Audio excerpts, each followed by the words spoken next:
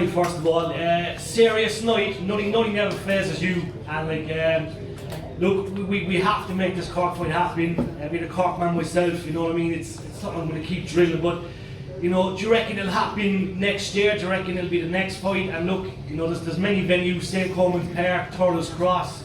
You know what I mean? Mill Street. What would you like to see happen? And look, the lads have just said you want that Cork fight. So do you reckon we'll have it next year?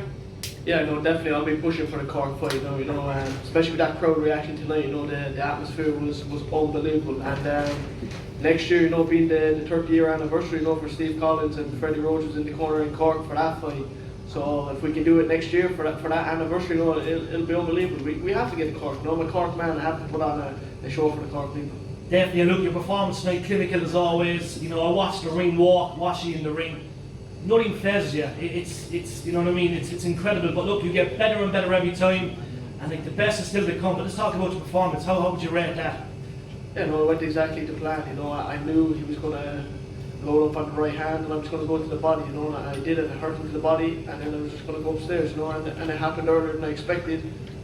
But you know, I have too much power in my hands. You know, it just goes to show he's never been stopped before. You know, and I knocked him out. You know, he couldn't get up. And look, last question to me. Obviously, you got back to Cork. You know, we see you back at your boxing club. The support's been surreal, and look, you really are setting the mark. But it's obviously a pleasure always to get back home as much as you can. Yeah, definitely. No, I love coming back. You know, I'm over training in LA. The weather's nice. It's a nice place. You know, but there's nothing like home. You know, and especially we need this one fight. You know, the crowd, everything. It was unbelievable. And yeah, I'll be back down in Cork tomorrow. All the rebels. Callum, you've taken this in your stride like you have ever since you fought first for UFC Fight Pass and 360 Promotions. Did the homecoming live up to your expectations? And it was even better than I expected. You know, that the walkout, the crowd, it was better than I ever could imagine. You know, it was the best night of my life so far. You know, it was unbelievable. You know, that I felt the energy from the crowd. I took it, you know, and I embraced it, and that's why I got the knockout. You know, I had the fighting Irish spirit was in there tonight, and it was unbelievable.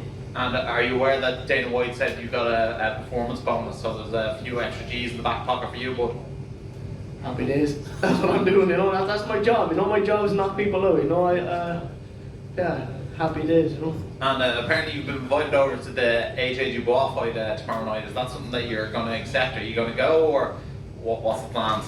I might go to Cork, you know. I've only a few days here, you know, so I'll see what the plan is. I'm going back to LA on Wednesday, you know. I've only a couple of days here, so I want to kind of enjoy Cork while I have a chance, you know. I think they're showing it deep south now. Callum, over here. Callum. On terms of all the fights you've had, how special was that homecoming for you on a scale of 1 to 10?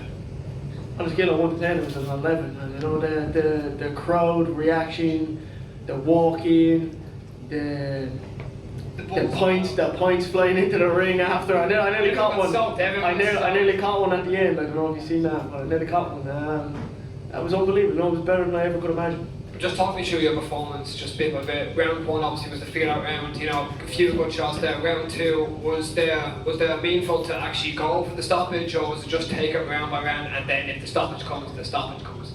Yeah, I was always looking for the stoppage, you know. My plan was to break the body early and then knock him out, you know, and it happened very early, you know. I hurt him with the body shots at the start. I seen him dropping his hands, and that's when I caught him right in the chin. That's all she wrote. Callum, thank you so much, really appreciate it. Just a quick question over here. There was a lot of young people in attendance tonight, a lot of young boxers in attendance tonight. Just how does it feel to be such a motivational, or even inspirational character headlining in Ireland? Yeah, no, it's a massive thing for me, you know, to show the young boxers in Ireland, you know, that we're such a small country, you know, we're such a small place, but it doesn't matter where you're from or who you are, you know. I'm from Cobh, you know, I'm from a small little place, you know, and I just kept working my whole life, and if I can do it, anybody can, you know, and that's what I'm trying to show the young fighters. Okay. Just to touch on the walkout, just how special was it to make that walk in front of that packed arena? Oh, it was crazy, man, you know, I couldn't have imagined it to be like that, you know. I pictured it all week, and it was 10 times better than I expected. Callum, obviously you talked about being from Cork. There's some Irish sporting legends from Cork, like the likes of Roy Keane, Sonia O'Sullivan, the O'Donovan brothers. Where would you like to see yourself rank amongst those when all is said and done and Callum Walsh hung up the gloves? Yeah, well, by the time it's all said and done, you know, I think I'll be the best sports person to ever come out of Cork, you know, and I'll be up there with one of the best sports people to ever come out of Ireland, you know, not just for my fighting skills, but for the mark I left on the world, you know, showing people that anything is possible. And did you feel like tonight was sort of a coming out party for you in Ireland, as in to show your star power in Ireland, as opposed to you've already done it on the global scale in America? Yeah, definitely. It was a big deal for me to go in there and get the stoppage. You know, I was coming here for the stoppage to show the Irish people that I'm next in line. You know, to go out there and be the face of boxing for Ireland. You know, this is not internet hype. You know, this is not Dana White just backing me. You know, this is not fake. You know, I'm the real deal. I'm taking tough fights and I'm finishing them. And I feel like I'm going to be the next big star in Ireland. Are you saying you're not here to take part? Yeah, I'm here to take over. That's it. Yeah. Callum, obviously people's been calling you out in the past, and obviously you haven't taken too kindly at it. Who are you? You're obviously well ranked now with obviously some of the governing bodies. Who would you like to fight next?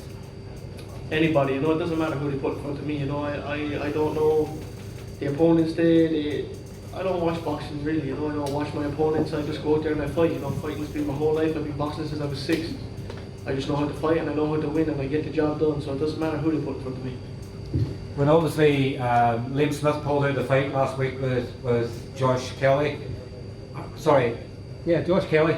How much would it have taken for you to say, you know what, I'm not doing Dublin, I'll fight in Wembley Stadium? How much would the Turk have they paid you for you to give up this opportunity?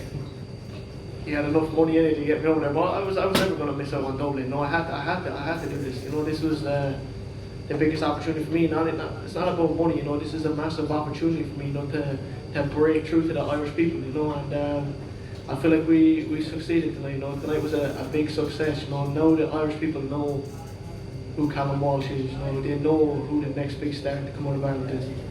Is that annoying? Sorry for you, the fact that, you know, people probably, you know, you can walk down the street and maybe somebody don't know who you are. Is that annoying for you? You want to have that star appeal that everybody goes, wow, there's Callum Walsh?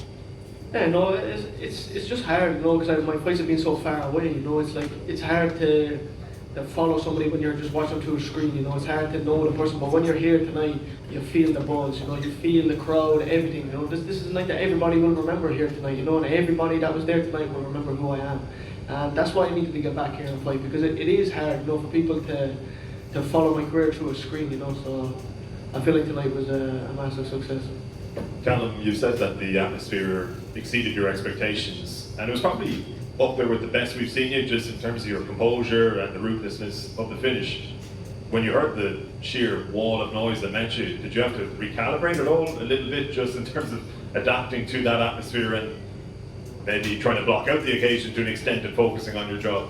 You know what was crazy is I was sick all day. You know, I didn't tell my team, I didn't tell anybody. You know, I was in bed this morning. I didn't know if I was going to be able to fight. You know, and I was sleeping and I was cold and I was sweating and I felt very sick today. You know, and I didn't tell anybody. And when I got out there and I heard the crowd, it woke me up. You know, it got rid of it. The adrenaline, it was the fighting Irish spirit. You know, got into my body and took over everything. You know, I was nervous because I wasn't feeling the best. You know, I was feeling tired. My body was feeling weird, but it doesn't matter at the end of the day. You know, I got the job done.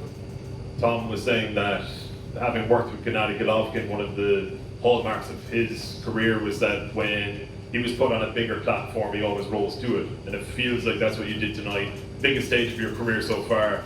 You were sick, which nobody knew, and yet you produced that kind of a finish. Do you feel as though the next steps, wherever they may be, maybe Porky Queeve down the line, or God knows where else, you're just going to be ready for it because you seem to rise to that challenge each time?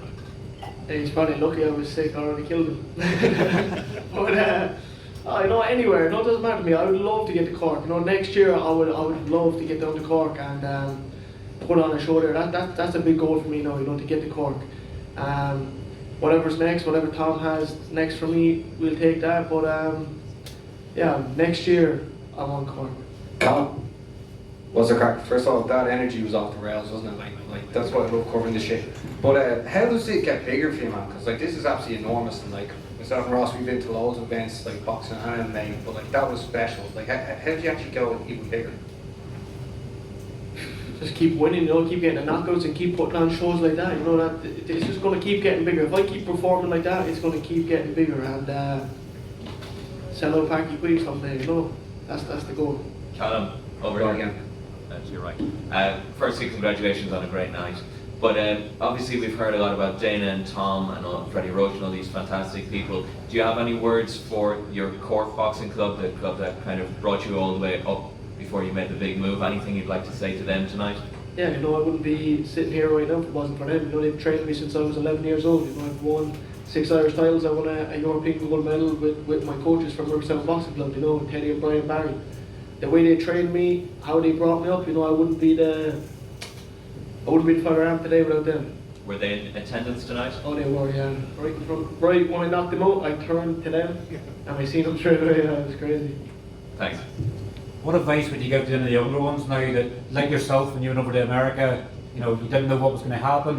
What advice would you give to some of the young boxers maybe are now looking to use it as the next thing coming through? You know, what advice would you give them? Chase your dreams or calculate what risks you sort of take?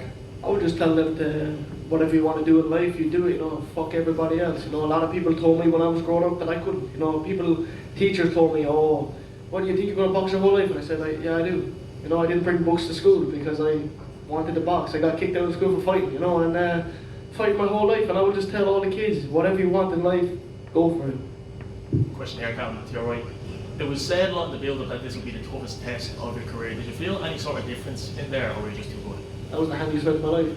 And how ready, if it was offered to you right now, do you feel ready right now to fight for a world title? You know, I'll step to any occasion. You know, it doesn't matter to me whether it's world title or whether who it is. You know, I'll rise to the occasion and I'll get to win. You know, if there's one thing I know how to do, it's win fights, and I have the power in my hands to put anybody away. Thanks. Callum, just one last one. Just like you were the fourth person, you're on, thank you, appreciate it. You were the fourth person in the last 15 plus years to headline at the 3 Arena.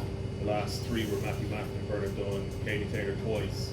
You've done it in your 12th fight, and I know we spoke about it recently, but like when you're sitting here, like, I don't know, fielding questions from a big room of media, fighting in front of that kind of atmosphere, so young, so early in your career, can you believe any of this stuff? Do you ever get a chance to be like, what the hell is actually happening?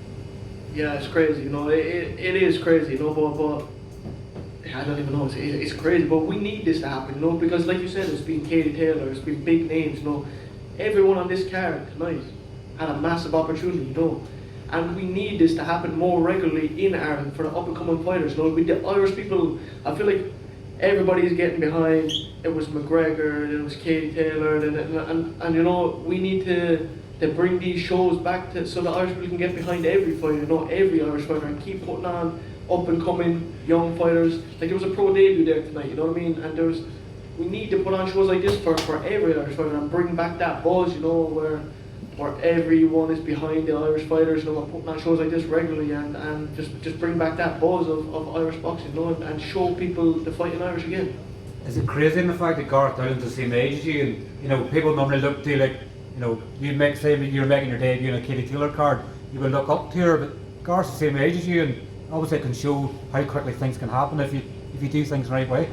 Yeah, exactly. You know, like this show tonight wasn't just for me, you know, it's for every Irish fighter that was on the show. And being able to give people that opportunity, you know, it feels good for me, you know, to be able to put on other Irish fighters too. You know, they fought in front of a big crowd, you know, they were fighting in front of Dana White, you know, it wasn't just for me, it's for the whole of Ireland, you know, and for all the Irish fighters.